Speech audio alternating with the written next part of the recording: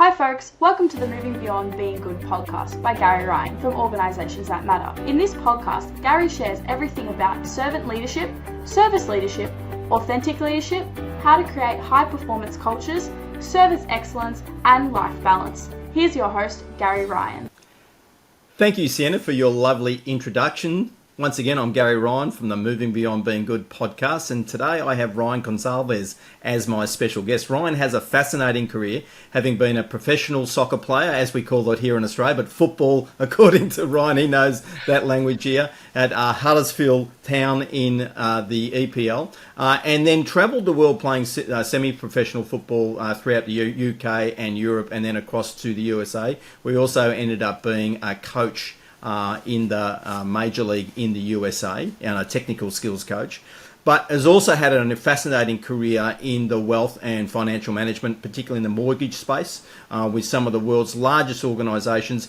And his work has taken him to live here in Australia in 2006, and then he moved across to Hong Kong, and then has recently come back. He's got 3 boys that are growing, and a couple of them are about the same size as what Ryan is. It's a fascinating space, but his career has circled him back as the CEO of secondwind.io to help professional athletes transition into the workplace. So welcome, Ryan. It's a delight to be here with you today. Thanks, Gary. Definitely happy to be here and have this conversation with you. I'm looking forward to having our audience understand more about secondwind.io. So could you just tell us about what your organisation is doing and what your current focus is, please? Yeah, absolutely. And I should start a little bit earlier on, where as a professional athlete myself, footballer, I was lucky enough to achieve my dream, left school at 16 and really got into, my sporting career. A few injuries and time came around meant that didn't continue for me. And I had to make different choices. I had to start to transition to a career outside of the game. And with that story, with that history, I moved into banking, and as you mentioned, I had a wonderful time. I had a great job. I got to travel around, some wonderful experiences, and it was at a Masters tournament in Hong Kong where I got talking to a fellow former athlete and just asking him how's things going, and he said to me things weren't great, and it shook me. I was like, I just thought we just got on with things, and that led me to contacting my former teammates and asking them, hey, well, I know we chat and we say how are things going, but how is it going? What are you doing? And one conversation led to another, and next thing I realized there's actually a problem. There's a challenge out here for elite athletes in that transition to careers beyond sport, and that's really where the idea of Second Wind came out. And through Second Wind, I'm building a platform to support athletes to transition to careers after sport and really find their second wind in life. And so with that Masters competition and with you reaching out and saying how you're really going to your friends and colleagues, what were some of the key things that they were saying back that identified they actually weren't going that great, Ryan? Some of the main things for them really came around to how they were spending their day. And, and it was an interesting thing because what they were saying, it wasn't about, I'm upset, I'm angry. It was, well, what are you doing? He says, I'm not doing anything. I'm not excited by what I do. I'm not motivated by it. I am simply going through the motions. And for many of them, it was, I live for these Masters tournaments, these charity tournaments where I can come back and be in front of the crowd again. And as I started to unpick that, it started to be around a loss of purpose at times, but a loss of trying to achieve something. And that sense of achievement had sort of started to disappear from their day-to-day life. So I'm sensing from you that you didn't actually experience that, yet you did sort of, with your injuries, you just sort of accepted, okay, it's done. Now I need to move on to the next thing. So what were some of the things that you did for yourself that obviously worked for you? Yeah, you're quite right. I didn't initially have that same pain and same angst that I hear from many of my other athletes. And I put that down to this sort of selfish desire to keep doing what I love doing. And so I've All the tests, everything I do taught me about optimism and really looking forward and positivity in life. And that's something that I really believe in, I've really lived through. So for me, though, the challenges that I faced was, well, what am I going to do? Where's the new competition for me? How am I going to strive? And I experimented, I tried new things, and that kept me on the top. That kept me moving forward. It kept me looking for something to, wake me up or give me a reason to get up in the morning. And you kept learning too, looking at your history. You kept, whether they were small courses or larger courses, you kept yourself learning as part of that curiosity and experimentation, and being okay, clearly, Ryan, that I am experimenting here. You landed with some pretty amazing jobs, but then the GFC came along and all of a sudden you're in a different boat again. Are you happy to chat about that part of your journey? Yeah, definitely. I think that, like you say, that curiosity, in fact, one of the bits that really changed for me, I'm, British born Caribbean. My parents had a quite a challenging upbringing. And They wanted to see the world. I wanted to see the world. And as an elite athlete, I didn't get the opportunity to travel as much as I wanted. So as soon as I came out of professional football, somebody said, hey, we're thinking of, or who would like to go overseas? Who would like to do that? I just put my hand up. And I was like, well, I'll go. How bad could it be? And so when I found myself in Australia, moved over as part of the acquisition, GE Capital, buying over coming over here in Australia, there was an opportunity for me to come and work for a Liverpool fan. And that's really what connected us was through football. And, the GFC started to kick in. I found myself as head of strategy for GE Money's mortgage business here in Australia. And as GE does, it makes quick decisions. Boom, we're out of mortgages.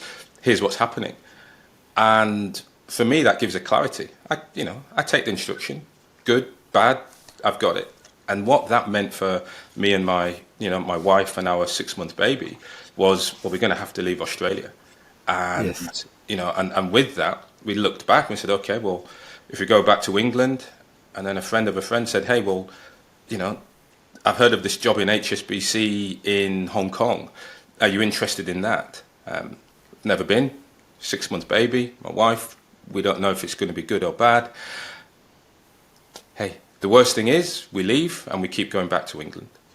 Yes. Staying there for 10 years and, working with HSBC has been one of probably the most important sort of corporate experiences of my life. And, 9 years later, we leave Hong Kong, come back to Australia with 3 boys. So. Yeah, it's a fascinating story. And again, just how you owned the situation. You said it gave me clarity. Now, you did label yourself as selfish earlier, but I actually hear it as what I term enlightened self-interest. That in this case, you've got to be the best you can be for your family, for your wife, and now, 1, 2, 3 sons. You've got to be the best that you can be for them. So, yeah, it sounds like it's selfish, but actually it's actually got a bigger purpose to it. It's got a bigger connection. And even if you think about, your choice to even become and starting secondwind.io is clearly about serving other people. That's just through, again, relationships. You've got a contract working with the Rabbitohs in the NRL here in Australia, serving some of the players there. So typically at the moment, Ryan, who's sort of coming to see you and how are they finding you? Yeah, absolutely. Look, the way most of my clients have come through is word of mouth. So I didn't start Second Wind with the aim of delivering coaching. I started Second Wind with the aim of understanding what the problem was. Right. And so by speaking to multiple athletes, in fact, in many ways, it resembles what I was doing in banking and innovation and strategy, which is speak to customers, understand what innate needs they're not talking about, and, build something for them. And that's what's happened here with Second Wind. It started off from me listening to understand. And from that, I started to hear, right, there's a gap missing in the way that they transition. And given that gap, well, what can I do to plug it? And that got me starting to design this career transition program for elite athletes that starts to focus on them and help plug some of the gaps that I won't say the system fails to do, but the system doesn't prioritize.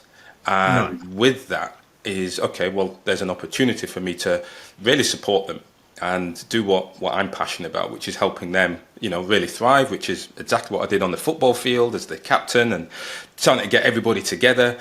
And that really is resembling how I'm moving forward with Second Wind. So many of the clients came and continue to come through me having a conversation with them saying, well, okay, I might be okay. You know what? Can you speak to my other friend or another contact, because they definitely need your help. And that led on to me starting to build out the program. And so there are the referrals. Those people who come and work with me is one of the big ways that I move forward. Another avenue, you mentioned there, the contract with the Rabbitohs, and there are those types of relationships that I have established with sporting codes, clubs, associations across Australia and globally, because many of it is done through video. And what I have found is the sport doesn't matter. I've had an AFL chap on with a netball lady, and they connected. At first we're like, well, we've nothing in common, you see. And I remember the guy saying, well, actually in AFL, this is how it is. It's quite different. And she said, oh, no, it's the same. I've got exactly the same problem.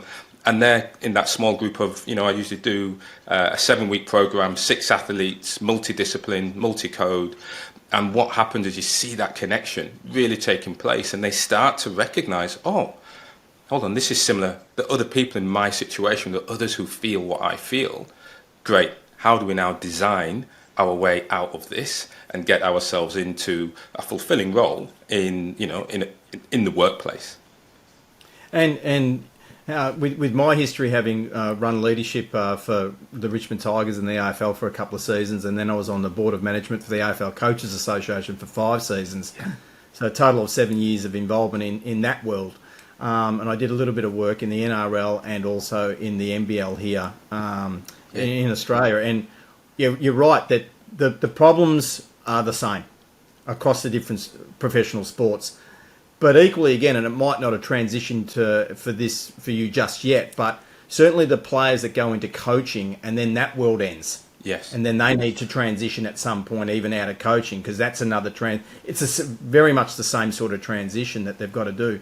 Yeah. I do want to wind back, though, to one of the things that I observed with my own involvement with, particularly players that are fringe players that aren't guaranteed to get a game just yet, and maybe never throughout their entire professional career guaranteed to getting a game. And that their focus is like just complete 100%. They just can't focus on anything else, because their fear is if I think of anything else, I risk even getting in a game. How do we help those folk while they're in that world be doing something to prepare for their future transition, which is going to come at some point? Yes. Right. It happens to everyone. Eventually it comes. Right. What's your advice for those folk, Ryan? For those individuals, I ask them to give me an hour, to give an hour a week, which means of the 100% of time that they sleep, eat, play, practice that sport in order to achieve that pinnacle, 99.6% of that, you take all the hours that there are in the week and you say, give me one. Give me one. Yeah. Just one. And with that 1 hour, what I can help them to do is look outside of the game. Look at what is it that interests them. What is it that motivates them that goes just beyond the game. And with that hour, what then starts to happen is you start to see them relax. You start to see them open up and think, actually, I'm doing this for loved ones. I'm doing this for relationships. That's great. Well, what else do I enjoy doing? Oh, it might be, well, I enjoy the drive to work. I enjoy gaming. I enjoy the computer. I enjoy watching TV, but in TV, I'm interested in the angles or the photography, and really helping them to understand that outside of the game or after the game, they are something else as well. And their identity doesn't have to be anchored in on what they're trying to achieve. Yes for Success, How to Achieve Life Harmony and Fulfillment is my new book. It's out now. Check out the link in the show notes for all the details of how to get the new book, Yes for Success, How to Achieve Life Harmony and Fulfillment. It's going to teach you a whole heap of strategies around how to have increased happiness now and into the future for your life. If not for you, get it for someone else that might be struggling or floating along in life. This book works. Now let's get back to the interview with Ryan. Yes, and just that awareness means that they can start to explore possibilities about what that might look like, and just even understand it, and just do a little bit of research, even if half of that 1 hour a week with you is just doing research on that topic and what it might look like and what jobs are actually out there. I mean, one of the things I teach people is that in my work, Ryan, is that if you understand what your talents are and your passions are, and you think of the intersection between your talent and your passion, if you're aware of those two things, that intersection is actually quite large in terms of possible jobs. Yes. Yeah, absolutely. Yeah. And so the earlier you become aware of that, and I wasn't expecting this, but I also run a program for research students, people doing their PhDs. Yeah. And it's actually in their first year of their PhD. So Monash University for 10 years now have engaged me to come in and do this. And what we do is we actually help them understand their research from a big nine employability skill development point of view, and how high the skills are that they're developing through their research project by getting them to look at their research through the lens of project management and the language of project management. And they're like, I didn't realize I was developing these skills. And what we do is we're helping them become conscious of these amazing skills they're developing just by doing what they're doing. They don't have to do anything different. We're just connecting the dots so that they're going, gosh, I really am doing amazing innovation work. I really am doing amazing communication work. I'm super at communication because it's so complex how the communication I have to do, etc. The technology that they're exposed to, and similar to elite athletes, with all of the the video reviews, and there's a lot of technology they're wearing, the wearable technology. It's like, wow, what can you tell me about how you're helping folk realise those connections and how that might go into their future? Yeah, well, actually, just to pick on that story, because it resonated with me. Really, I was speaking to an NRL player who was a rugby league player who's just recently retired, and he stopped and started carpentry as a young player. Didn't quite get the qualifications, and he's like, yeah, so that was wasted. And I had exactly the same conversation where he started to sort of recognise, well, actually, he's got project management skills. He knows if he's building a house, he's not going to bring the painter in before he's actually laid the wood or start doing all of these things. And so that was really, so yeah, I love the story. I think that's great. But that is to your point around, helping them recognise their strengths, their talents, their interests, and using that to move them forward. I find working with them and getting them to recognise some of the things they are good at that they don't realise. Elite athletes have a natural love of learning. They think, I don't like the classroom, I don't like it. But I give you a new tactic, you implement that new tactic straight away. Their adaptability to those situations is rapid. I'm a tennis player, and I see the serve comes over with a bit more topspin, they react straight away. So that love of learning, visual, written, spoken, that's something that is so important and so powerful. And I use that to help them to essentially relearn how to learn. And it's like, well, you've done it. You used to do it on a daily. In fact, in a game, you'll do it every second. You'll react to that situation. And that's because of the training. So let's find that next vehicle for you to put your passion and energy into, because I know that you will learn it when you believe in it. And that's something that is one of the base skill sets that I look at in the athletes I work with. So with the relearning that you do, who do you believe that they believe is responsible for their learning, given they've been in this world where there's so many coaches, right? No matter which sport, there's layers of coaching going on, guiding them. What's their attitude towards who actually owns their learning, and is that part of the relearning? It is a significant part of the relearning, is the answer.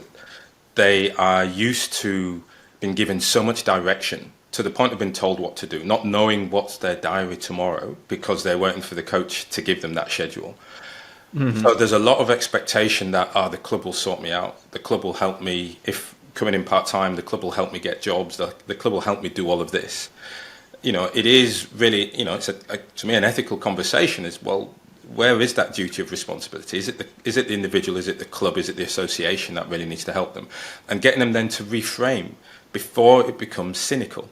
So for many of the athletes that I speak to, they'll be, 37 years old, retired 2 years ago, and thinking, well, don't speak to the club anymore. The association hasn't done anything for me. I've got to go out and do this myself.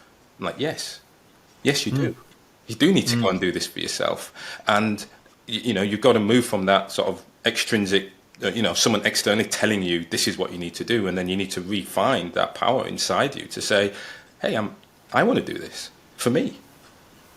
Oh, look, it's one of the key. I'm just about to launch my next book called Yes for Success: How to Achieve Life Harmony and Fulfillment. Yeah. And it's about it's basically a planning model where Ryan, it's really about helping people. I call them mental models, your mindset, fundamentally your theories about how the world works, and that for whatever reason across many fields of professions, not just professional sport.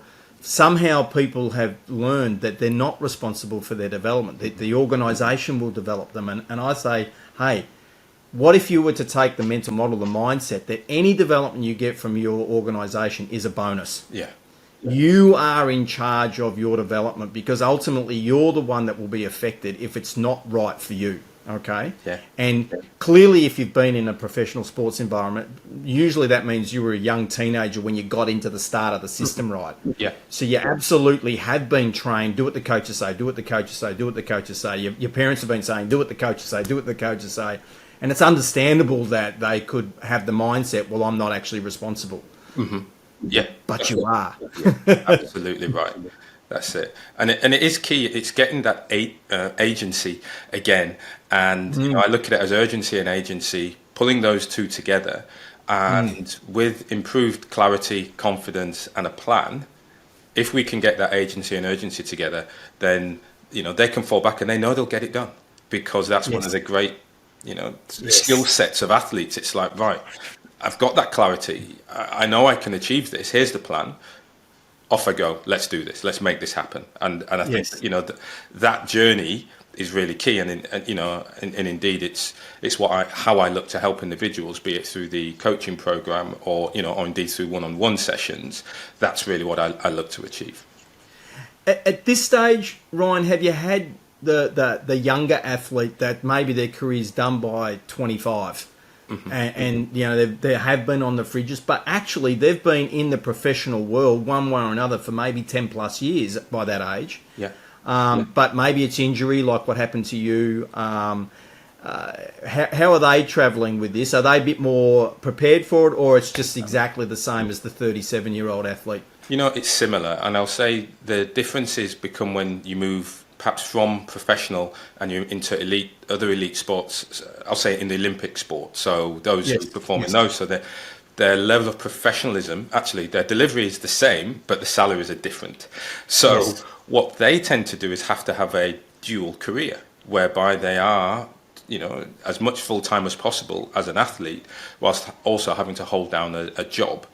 Now the challenge that they face is often that job isn't aligned to their interests and future passions in career, but it's one that simply provides a sufficient level of flexibility, a sufficient level of, I need to disappear for 2 months to go and do the World Championships overseas.